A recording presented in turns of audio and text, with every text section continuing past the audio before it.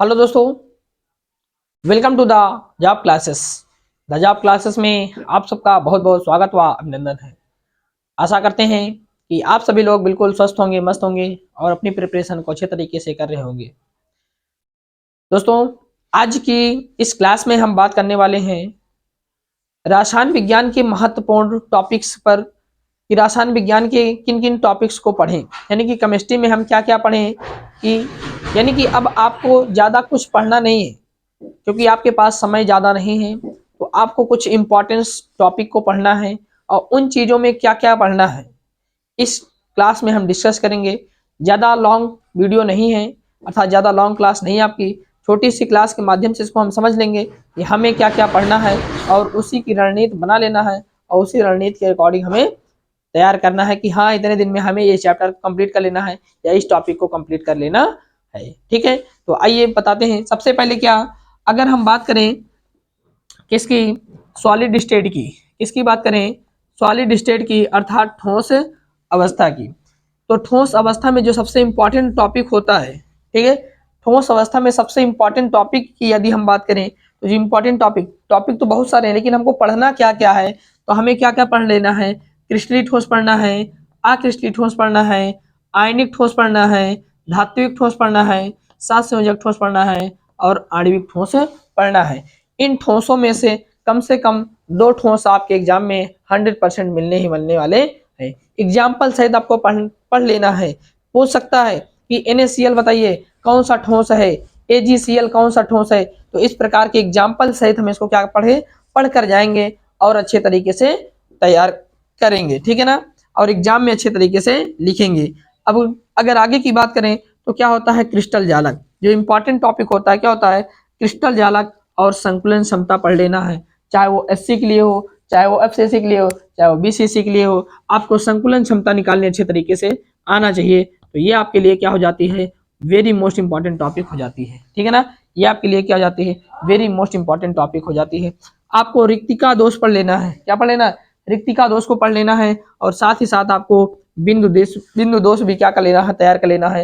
यानी कि साड़की दोष और फ्रेंकल दोष आपको बिल्कुल तैयार करके ही जाना है। बिंदु दोष के अंतर्गत क्या क्या पढ़ कर जाना है, तो आपको पढ़कर जाना है साटकी दोष और कौन सा, फ्रेंकल दोष, ठीक है ना। साटकी दोष और फ्रेंकल दोष को आपको पढ़ कर जाना है। हो सकता है साटकी दोष और फ्रेंकल दोष में अंतर पहुंच ले, तो आपको दोनों को लर्न करके जाना, अच्छे तरीके से लिख करके अर्थात तैयार करके जाना है, ठीक है ना। यानी कि लिख लिख के प्रैक्टिस करेंगे तो आपको 100% वो याद रहेगा।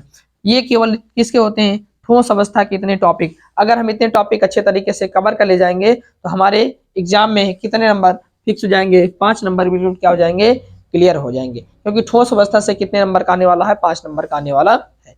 आगे बात करते हैं विलियन। विलियन से क्या इंपॉर्टेंट टॉपिक बनता है, ठीक है ना। विलियन से इंपॉर्टेंट टॉपिक बनता है, हम विलियन के प्रकार पढ़ के जाएंगे। क्या पढ़ेंगे, विलियन क्या होता है, विलियन के प्रकार। विलियन क्या होता है, विलियन के प्रकार विथ उदाहरण सहित आपको पढ़ के जाना है, ठीक है ना। और क्या, गैसों में विलेयता और द्रवों में विलेयता को पढ़कर जाना है। गैसों में विलेयता और द्रवों में विलेयता को पढ़कर जाना है। इन दोनों में से एक टॉपिक आपके एग्जाम में हो सकता है कि 100% आ जाए, ठीक है ना। आगे पढ़ें। ये तो आपके लिए क्या होता है, बिल्कुल रामबाण होता है ना। परासरण दाब क्या होता है, परासरण दाब आपको बिल्कुल पढ़कर जाना है। फिर आगे क्या होता है, आपको यहाँ से जो इंपॉर्टेंट टॉपिक यहाँ से परासरण दाब, ठीक है, इसको IMP कर लेना। परासरण दाब को अच्छे तरीके से करना और यहाँ से राउल्ट का नियम और मोल प्रभाज्य और राउल्ट का नियम बिल्कुल अच्छे तरीके से तैयार करना है। जो राउल्ट का नियम है इसको तो अच्छे तरीके से तैयार करके जाना है। अब मोल प्रभाज्य से आपको न्यूमेरिकल प्रश्न देखने को पेपर में जरूर मिलेंगे। किससे, मोल प्रभाज्य से, किससे, मोल प्रभाज्य से, ठीक है ना। फिर आपके आगे आता है क्या, क्वथनांक का अवनमन। क्या आता है, क्वथनांक का अवनमन और हिमांक का अवनमन।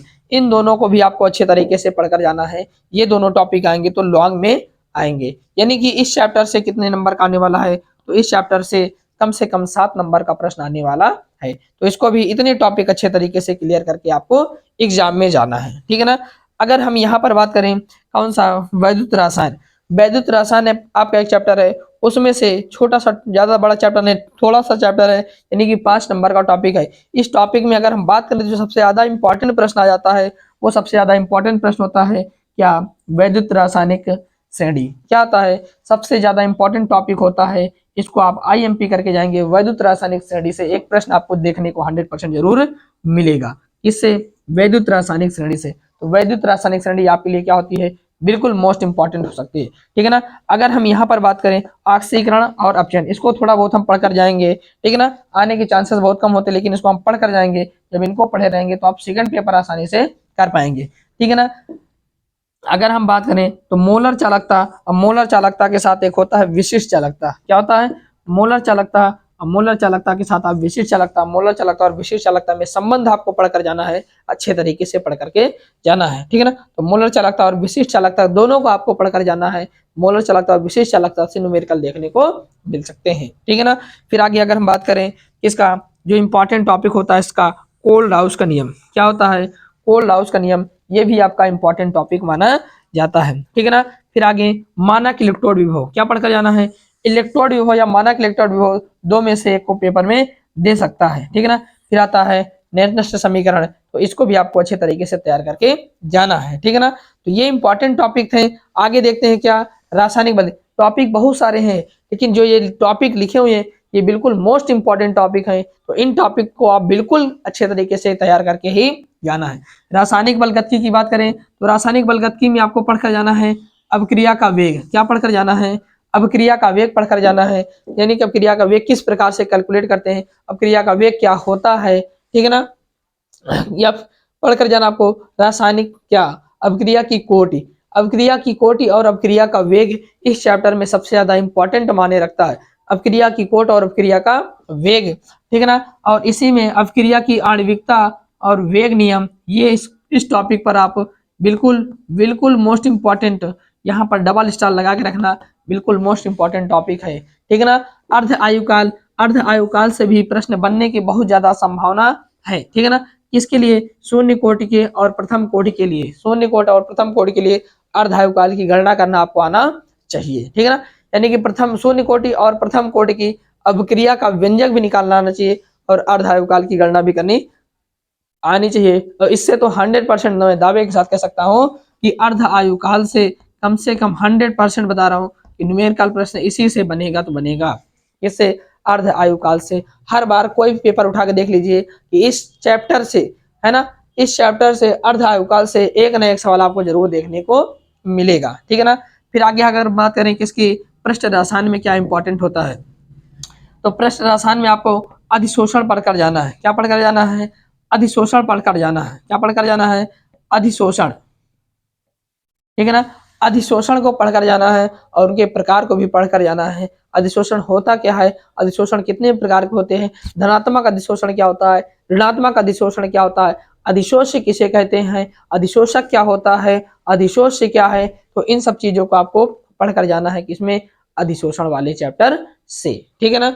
अगर हम बात करते हैं कोलाइडी अवस्था, अगर इसमें इंपॉर्टेंट टॉपिक कोलाइडी अवस्था, स्वर्ण संख्या, पेप्टीकरण, ये टिप्पणी लिखने के लिए बहुत ज्यादा एग्जाम में आने को चांसेस हैं। कोलाइडी विलयन, वास्तविक विलयन, निलंबन, इन तीनों में अंतर लिखने के लिए प्रश्न आ सकता है, या इन तीनों टॉपिक से ऑब्जेक्टिव प्रश्न बनने के बहुत ज्यादा चांसेस होते हैं। रच्छी कोलाइड हुआ, हाइडी-सुलजे का नियम हुआ, ब्राउनी गति हुआ, टिंडल प्रभाव हुआ, द्रव विरोधी और द्रव रागी, है ना।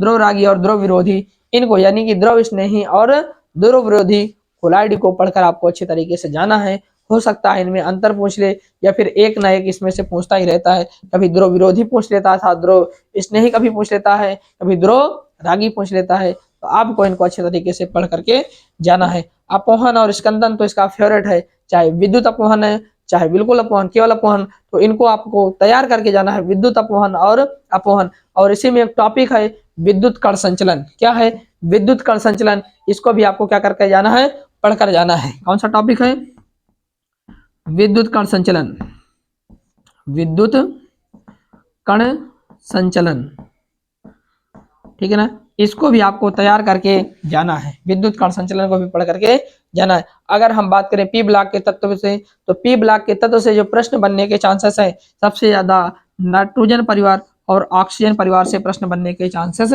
बहुत ज्यादा है। नाइट्रोजन परिवार के तत्व आपने पढ़ा है, क्या पढ़ा है आपने पढ़ा नाइट्रोजन परिवार के तत्व, नाइट्रोजन परिवार के तत्व में नाइट्रोजन का असमान व्यवहार क्या होता है, नाइट्रोजन परिवार के तत्व का इलेक्ट्रॉनिक विन्यास, इनको तैयार करके जाना है। इसी प्रकार ऑक्सीजन परिवार के तत्व, इसी प्रकार हाइड्रोजन परिवार के तत्व और इनर्ट गैसें, शून्य गैसें, ठीक है ना, इन सबको आपको लर्न करके जाना है।